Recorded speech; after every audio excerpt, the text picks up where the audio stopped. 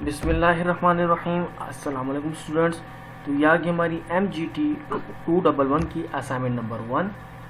तो आगे पढ़ने से आप सबसे एक छोटी सी रिक्वेस्ट करना चाहूँगा, काइंडली प्लीज़ चैनल को ज़रूर सब्सक्राइब कर दीजिएगा ताकि अपकमिंग असाइनमेंट जो आएगी उसके अंदर भी आपकी हेल्प होती रहे।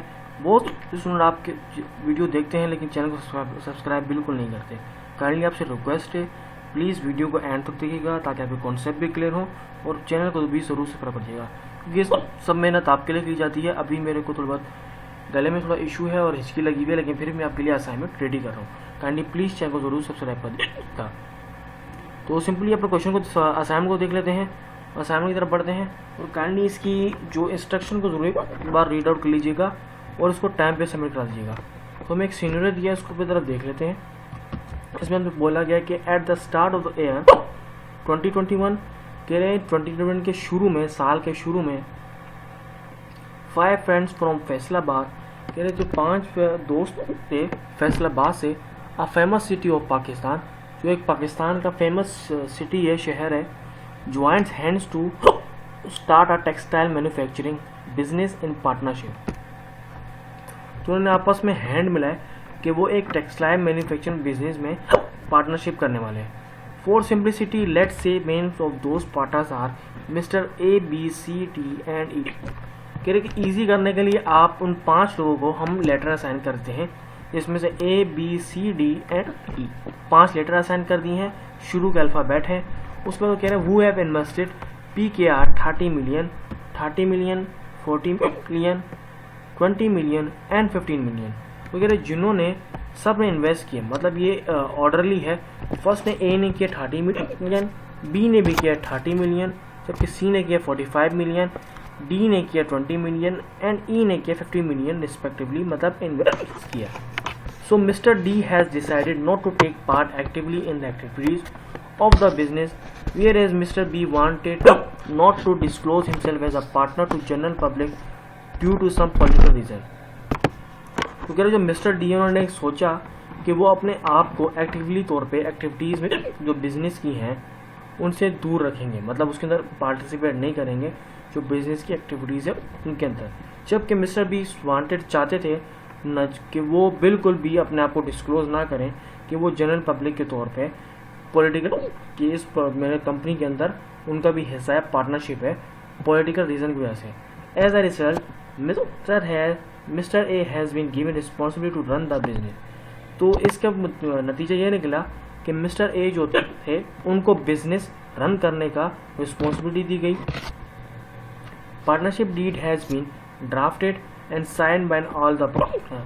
तो पार्टनरशिप का जो था फिर साइन वगैरह हो गया आपस में सब पार्टनर्स के दरमियान। तो ये सिंपली हमें बता दिया कि 5 दोस्त हैं, उन सब ने इन्वेस्ट किया अपने लिहाज से। उसमें से एक दोस्त ने बोला कि वो बिल्कुल भी एक्टिविटीज़ में बिजनेस के अंदर बिल्कुल भी अपने यानी कि बोले कुछ काम नहीं करेगा। जबकि दूसरा जो दोस्त था मिस्टर बी, उसने बोला कि वो बिल्कुल भी अपने आप को डिस्क्लोज नहीं करेगा कि वो कंपनी का इसके कंपनी का मेंबर है या पार्टनर है, ये कंपनी उसकी है, क्योंकि पॉलिटिकल रीज़न की वजह से। तो आगे में बोला गया कि फिर उसको मिस्टर ए जो था तो उसको रिस्पॉन्सिबिलिटी कि वो कंपनी को चलाएगा। तो हमें अब बता दिया गया कि उन्होंने आपस में पार्टनरशिप साइन कर रखी है। अब आगे पढ़ते हैं क्वेश्चन में, आगे क्या हमें पता बोला गया वो देख लेते हैं। अच्छा, मैंने क्वेश्चन सॉल्व किया हुआ है, काइंडली इसको अगर आप बिल्कुल समझना नहीं चाहते, अपना सिर्फ सॉल्यूशन सॉल्व करना चाहते हैं तो आप देखिए कॉपी करके आप जा सकते हैं। लेकिन अगर कोई स्टूडेंट जो समझना चाहते हैं काइंडली कॉन्सेप्ट अपना क्लियर कीजिएगा। आगे चलेकर इससे रिलेटेड अगर कोई भी सवाल आ जाता है पेपर में या कहीं भी, तो आपके कॉन्सेप्ट क्लियर होंगे तो आप खुद से कर पाएंगे। वहाँ तो आपको कोई सब में आपको सॉल्व कराना नहीं होगा, ना ही कोई यूट्यूबर आपको आएगा, आपने खुद सॉल्व करना है। तो काइंडली अपने कॉन्सेप्ट को क्लियर कीजिएगा। उम्मीद करता हूँ आपको सीनियरों के कॉन्सेप्ट क्लियर हो गए होंगे। अब आगे बढ़ते हैं इंस्ट्रक्शन की तरफ। उस पहले फिर से रिक्वेस्ट करूँगा काइंडली प्लीज़ चैनल को जरूर सब्सक्राइब कर दीजिएगा। तो आगे कहते हैं कह रहे हैं 1 mark for identification and 1 mark for the reason in each case. मतलब इसने हमें ऊपर कॉलम दिए, मतलब एक का पार्टनर टाइप को हमने आइडेंटिफाई करना है, दूसरा हम रीज़न देंगे। इन दोनों के एक मार्क आपको मिलेंगे। इन्होंने मार्क्स डिस्ट्रीब्यूशन का प्रोसेस बता दिया कि आपको किस तरीके से मार्क्स मिलेंगे। तो आगे इंस्ट्रक्शन दिए कि बी ब्रीफ एंड प्रिसाइज, मतलब आपने थोड़ा टू द पॉइंट लेके जाना है और ज़्यादा लेंदी नहीं करना है। Be honest, prepare the solution, do not copy paste from any source. कि अपनी राय का दीजिएगा, कहीं से कॉपी पेस्ट ना कीजिए। तो काइंडली मैं आपको समझा दूंगा तो आप खुद से भी कर पाएंगे, आपको कॉपी पेस्ट करने की बिल्कुल भी जरूरत पड़ेगी नहीं जब आपके कॉन्सेप्ट क्लियर होंगे। और ऊपर रिक्वायरमेंट पढ़ लेते हैं, रिक्वायरमेंट में से क्या पूछा गया है इसको थोड़ा आप सही है।